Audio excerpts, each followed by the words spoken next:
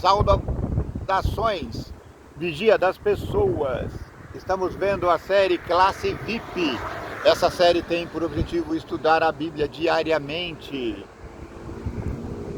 Agora estamos estudando o tema Profecias, cujo autor desse livro é Shawn Bonstra. Hoje, terça-feira, que bela manhã. Bela manhã. Não é essa música, eu já cantei essa aí.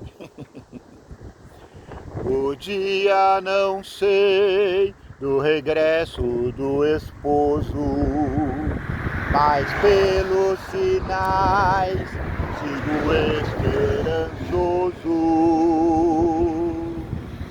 pois logo virá esse evento glorioso, mas o dia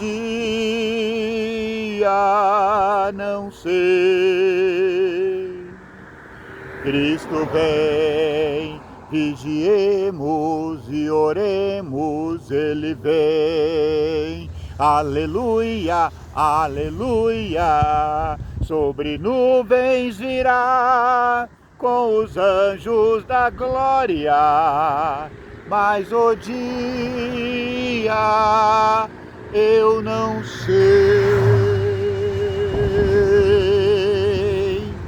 Poderoso Deus Criador, Pantocrator, vigia das pessoas, coloque seu Espírito sobre nós, para que possamos compreender as profecias bíblicas que estamos estudando essa semana.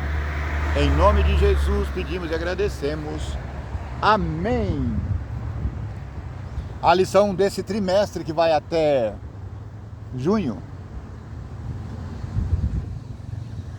alusões, imagens e símbolos. Como estudar as profecias bíblicas. O autor, já falei, Shawn Bonstra. Hoje, terça-feira, 8.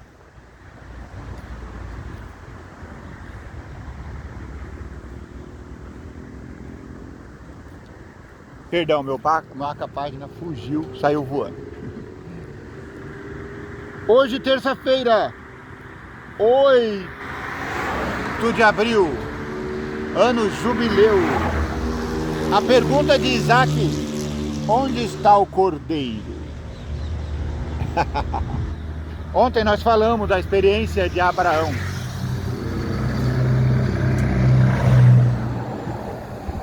Deus, para colocar Abraão à prova, disse: Abraão, Abraão, você me ama? Deus não perguntou: você me ama? Eu falei assim porque Jesus perguntou a Pedro: Pedro, Pedro, você me ama? Então Deus disse a Abraão: pega seu filho, seu único filho que você ama, leva ao Monte Moriá e sacrifica-o em amor,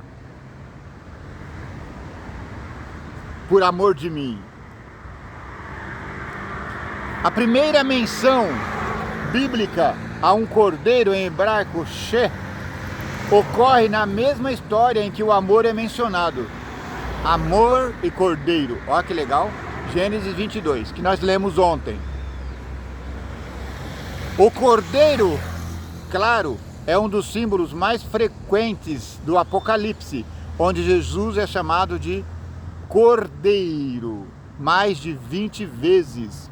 Em uma das cenas mais poderosas do Apocalipse, quando João visita a sala do trono de Deus, no Apocalipse 4 e 5, o cordeiro desempenha papel central. Ou seja, a palavra amor e a palavra cordeiro, ela aparece pela primeira vez, no mesmo capítulo, em capítulo 22 de Gênesis. Em Apocalipse 5, quando João está chorando porque ninguém consegue abrir o livro, alguém fala para ele assim: calma, o leão da tribo de Judá é capacitado para abrir o livro Testamento. Então João disse: eu virei, olhei para ver o leão, e eis que eu vi um cordeiro. Uau! Aliás, isso é o que está representado na ilustração da capa da lição. Não sei se você está vendo, porque eu não estou vendo. Porque eu estou aqui contra o sol. Eu fico aqui porque eu acho que é melhor que você veja o sol do que veja a minha cara. E aí, só que eu não consigo ver o que está sendo gravado. Eu gravo pela misericórdia de Deus. Aliás, muito obrigado pela beleza da sua audiência. Considere se inscrever se ainda não for o caso. Compartilhe esse vídeo. Gente, tem vídeo aí no canal que já teve 2.000 visualizações. Isso era impensável há um ano atrás. Muito obrigado. Compartilha! Coloca nos grupos de oração, coloca nos grupos de estudo.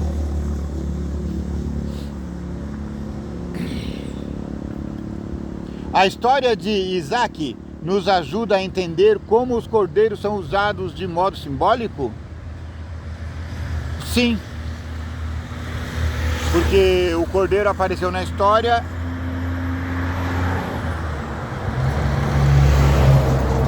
e foi usado no lugar de Isaac. Então Abraão ofereceu o cordeiro e não seu filho. Então Deus oferece o cordeiro para nós. Só que não teve um outro Deus que falou para Deus: não mate o seu filho, que eu vou dar um cordeiro. O cordeiro era o próprio Cristo. Como essa história se relaciona com o que João viu em Apocalipse 5? Gênesis 22, 7 e 8. Êxodo 12, 3, 13. Apocalipse 5, 5 a 10. Essa história indica que o cordeiro é Jesus. A primeira menção de um cordeiro na Bíblia se encontra na pergunta de Isaac: onde está o cordeiro para o holocausto? Ou seja, o cordeiro já era oferecido há muito tempo, na época de Abraão. Não foi Moisés que instituiu. Na verdade, nem foi Abraão. O cordeiro foi oferecido aonde? Lembra?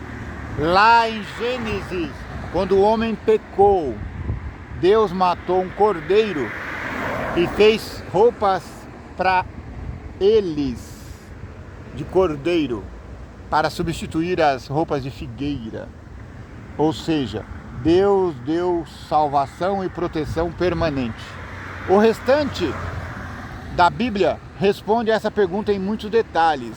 Os outros 38 livros do Antigo Testamento conduzem o leitor por um caminho em que a pergunta de Isaac é respondida com detalhes, de modo progressivo, desde os rituais da Páscoa até a ocupação da eira de Araúna por Davi e por assim por diante. Essa eira de Araúna foi onde o Davi ofereceu sacrifícios a Deus pelo perdão dos seus pecados. E no futuro, onde foi erigido o templo de Salomão. A história do Antigo Testamento é pontuada com inúmeras profecias messiânicas que prevêem a ocasião em que a pergunta de Isaac seria respondida plenamente. Então, no Novo Testamento, essa pergunta é respondida quando Jesus aparece em carne e osso, desenvolve o ministério entre o seu povo e entrega a sua vida em sacrifício na cruz. Na primeira menção de um cordeiro em João 1, 29 a 34, parece que João Batista estivesse respondendo a pergunta de Isaac. E o cenário não poderia ser mais apropriado. Pecadores se arrependiam e eram batizados, simbolizando a morte para o pecado e o início de uma vida. De repente aparece Jesus, o Cordeiro de Deus, e os céus o anunciam, Mateus 3,17. Observe que uma voz do anjo do Senhor também anunciou do céu a solução para o emblema de Abraão e Isaac. Gênesis 22, 11, 14.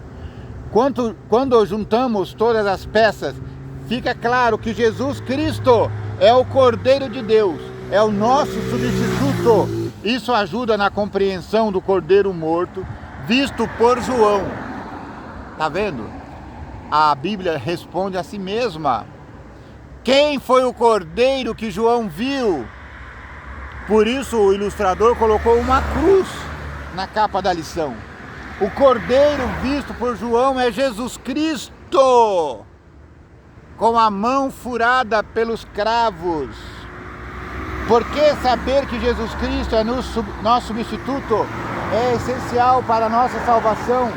Que esperança você teria se ele não fosse seu substituto, especialmente no juízo?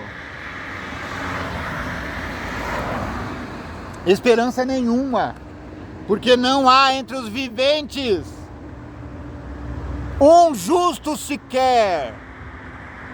De toda a criação, desde Adão até o último homem que viver aqui, todos pecaram e são merecedores e são destinatários da graça de Deus. Meu irmãozinho, minha irmãzinha, meu amigo, meu dileto ouvinte, a profecia bíblica tem um propósito firme, tem um propósito único, que é mostrar para você que Deus proveu, como Deus proveu a Abraão um cordeiro para que ele não precisasse sacrificar o seu filho. Ele estava dizendo: Abraão, não precisa você sacrificar o seu filho, porque eu, o grande Deus poderoso, o Pantocrator, vigia das pessoas, eu vou sacrificar o meu próprio filho, para que o seu filho viva, para que você viva. Então, meus irmãos, a Bíblia não é uma história de literatura, não é uma literatura, apesar de ter literatura. Não é um livrinho de história, apesar de ter magníficas histórias. É um livro onde Deus se revela na pessoa do Cordeiro. O Cordeiro que era representado toda manhã e toda tarde no santuário. O Cordeiro que foi estendido na cruz, no monte Gólgota. O Cordeiro que foi para o céu ressuscitado por Deus. Esse Cordeiro que voltará como leão de Judá, poderoso, rei forte, vencedor. É isso a tônica da mensagem bíblica. É essa a tônica da profecia bíblica. Que o vigia das pessoas te abençoe e te guarde. Que o vigia das pessoas tenha misericórdia de ti. Que o vigia das pessoas faça resplandecer o teu rosto sobre ti. Que o vigia das pessoas te dê, não pouca, mas muita, muita paz.